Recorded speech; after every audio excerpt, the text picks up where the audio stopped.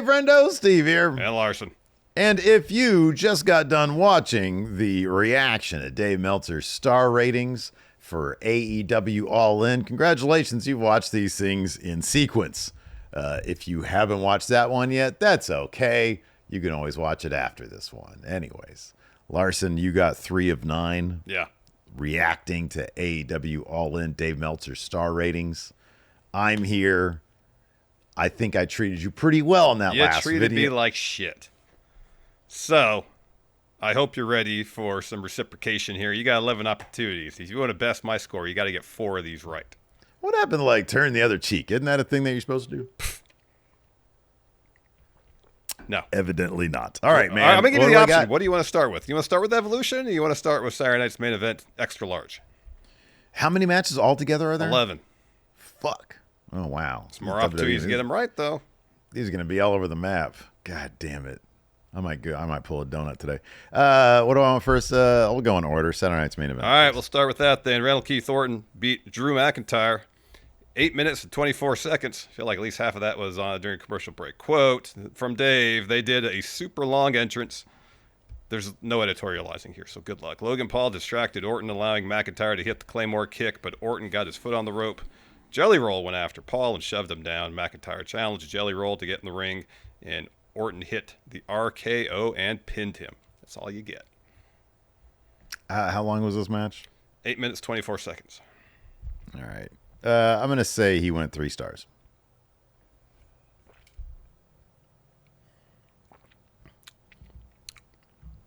Two and three quarters. Ill-timed. All right, 2 3/4. 2 3/4. 0 for 1. I'm a quarter star off. You are. That's factually accurate. Next up, we had Solo Sikoa defeating Jim Uso to retain that U.S. title in almost 11 minutes. Dave said, Sikoa, Tala Tonga, JC Mateo, and Tonga Loa are now called the MFTs. Uso did a German suplex on the apron. He several super kicks. Uso did a corkscrew off the top to the floor on Sikoa, Mateo, and Loa. The match had great heat. Oh. Uso super kicked Tala Tonga, but Sikoa got the pin with the ropes and help from Tala Tonga, so Uso couldn't kick out. That's what you get. The match had great heat. How long was this match? Almost 11 minutes. Damn. All right. That had this. I'll say it got 3.5 stars. So close, Steve. 3 3/4? Yep. Okay. Great heat. Just should have given me the clue there. Next up, yeah. Yeah. LA Knight, pinned Seth Rollins in 11 minutes, 36 seconds. They were having a really good match before the injury spot. Knight isn't really thought of as a great worker, but he hung with Rollins and was still very over with the audience. Knight did a great-looking elbow off the top rope for a near fall. Rollins did the moonsault, I guess, and grabbed his right knee. Michael Cole immediately said that he tweaked it on the landing. Medical personnel came in. They didn't stop the match. Rollins said he wanted to continue, and Knight immediately hit the BFT on him for the pin. Given that Dave is insistent that this is all an angle, I'm assuming he didn't give this a no rating. So I'm going to say that he gave it 3.5 stars. There you go. You're on the board. 3.5 Hey, stars. Look at that. No donuts for me today, sadly. Here we go. Yeah, donut sounds good, doesn't it? It sounds so good, but I can't. Next up. Are we balling today? Yeah, we can ball today. Nice. Then we can have donuts. Gunther beat Bill Goldberg, retained the world title at 14 minutes, 19 seconds. They reprised the WCW. Goldberg walked to the ring with Doug Dillinger knocking on the dressing room door. He was limping, but the crowd was really into him, even by modern WWE standards. It wasn't just the entrance, but the entire match. Go to the finish. Goldberg then hit Gunther with a spear and jackhammer, but there was no ref. Sean Bennett ran down to count. By the time he got there, Gunther kicked out. Gunther came back and got the choke on, and the ref stopped it. They immediately cut away for a commercial break. Boy, this is a tough one. All right, well, here's the thing. In order to get this, I got to channel Bill Goldberg's interview with Ariel Helwani. So, well, I don't know what the kid gave this match. Let me figure. I'm not complaining about the star rating of this match. I'm just saying, it sucks. It's horrible. I hate it. Not maybe. I don't know. All right. Feel like he gave it 2.5 stars. You're a star off. He gave it 3.5. I think I just said that because I feel like it really Goldberg is he just needs to go away. He just needs to go away. All right, you got 1 of 4 there, Steve. You need to pick up the pace a little bit. The highest I would have gone was 3, I think. Yeah, 3.5. He gave it high. 3.5? Yeah, 3.5, man. Because it's the longest match on the card. And it had heat. I mean, people like Goldberg in Atlanta. Yeah, people are into it. Those specific people. All right, maybe you'll have better luck here with Evolution. Yeah, I don't know. Maybe. Of course, the show kicked off with Becky Lynch retaining the Intercontinental title over Bayley, Lyra, Valkyria. This match is about 16.5 minutes long. Dave said this: excellent match with great reactions. This crowd cheered. Everyone was very easy to react. There would be the pins with the third person breaking it up. To the finish, Bayley used the rose plant and Valkyria, and Lynch rolled her over the pile and hooked Bayley with a backslide for the pin. The finish looked great. Excellent match with great reactions. Yeah, I'm waffling between two scores here. The finish. Hey, do you remember what you gave this match? I think I went 4 3/4. Screw it. I'm gonna say Dave did the same. 4 3/4. He only gave it 4 1/4. Oh, well, the lowest I was gonna go was 4.5. Yeah, I thought it was 4.5. This match was way better than a 4 1/4 star match. I don't know. Wow, that's interesting. What do you think of Dave? Yeah, no kidding. That's a ridiculously low score for an awesome match.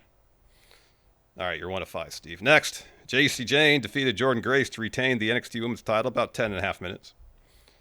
Not a whole lot of editorializing here.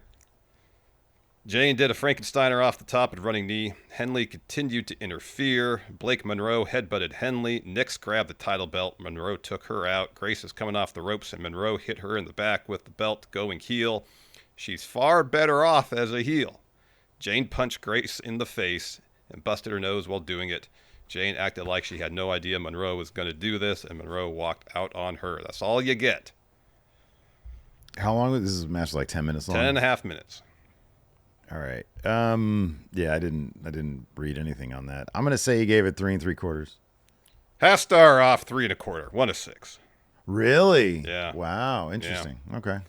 Not into this one, Dave was. Next up, tag match. Judgment Day retained over Asuka and Kairi, Charlotte and Alexa, and Zarya and Sol Ruka. This match lasted almost 11 minutes. That's what Dave had to say. The crowd cheered Flair a lot. This was a very different crowd. They were very into Bliss as a big star. To the finish we go. Zarya accidentally speared Ruka again. It only happened once during this match, right? Maybe he's talking about because they've been having all sorts of mishaps. Do you on think NXT. Dave watches NXT every week? I actually do. I do. Anyway, Zarya accidentally speared Ruka again when Flair pulled Bliss out of the way. Rodriguez powerbombed Bliss over the top rope on everyone. Rodriguez then pinned Sol Ruka with a Tahana bomb. What did Dave give this one? I really enjoyed this match. Yeah, this I thought match it was a lot great. of fun. He ain't gonna go as high as I probably did, but I'll say he gave it 3.5 stars. Again, so close, Steve. Quarter star off again. 3 1/4.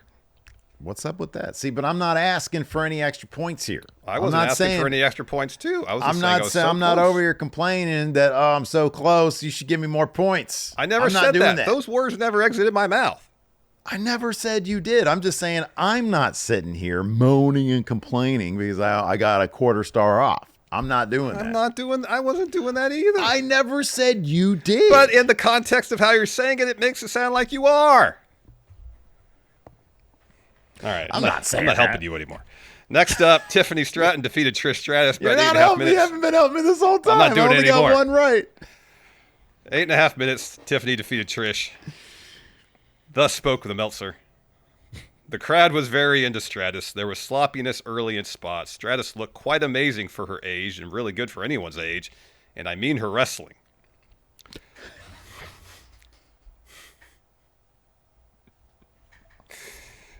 There's more. She got a near fall with Stratusfaction. Both did moonsaults, with the other getting their knees up after Stratton got her knees up on the Stratus moonsault. Stratton used an Alabama slam and prettiest moonsault ever for the pin.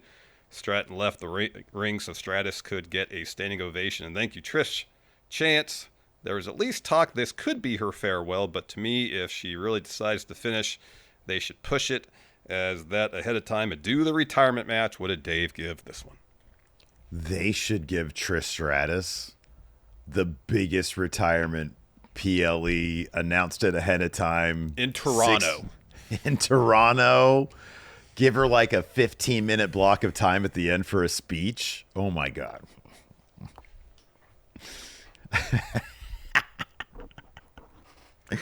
All right. I mean, it's only 8 minutes long, but apparently he was really into Trish Stratus. She was really good in this match. He does also note that there was sloppiness early in spots. All right. Thank you for the help right there. I appreciate that help. Appreciate it. But by the end of the match, it didn't seem to be an issue for him. All right. Then I will say he went 3.25. Steve. What, another quarter off? Yes, 3 stars. But here's the thing. I might be a quarter off, Larson, but you know what I'm not going to do? Ask for credit for being a quarter star off? Guess what? I didn't either. I'm not gonna sit here and joke about anything. I'm gonna ask that we continue on, Larson. All right, you still have one right. You got 3 more opportunities. You got to get all these right to best my score. All right. I don't think I'm gonna do that. Larson. Next, Jade Cargill beat Naomi in a no-holds-barred match, about 11 minutes, 14 seconds. Actually, exactly 11 minutes, 14 seconds, according to Dave. This is what he had to say about it. This was a weapons brawl. It was better than them doing a straight wrestling match. The funniest part of the match was Cargill put a garbage can on Naomi, but Naomi was sideways, so the garbage can was falling off her. So Naomi had to grab this garbage can that fell off her and put it back over her own head for Cargill to kick the garbage can. Cargill threw the toolbox over the top rope at Naomi, who moved. Naomi hit Cargill with a chair, and Cargill went through a table. And Naomi hit the X Factor on a chair for a near fall. Cargill came back with the chair shot and Jade off the top rope through a table for the pin.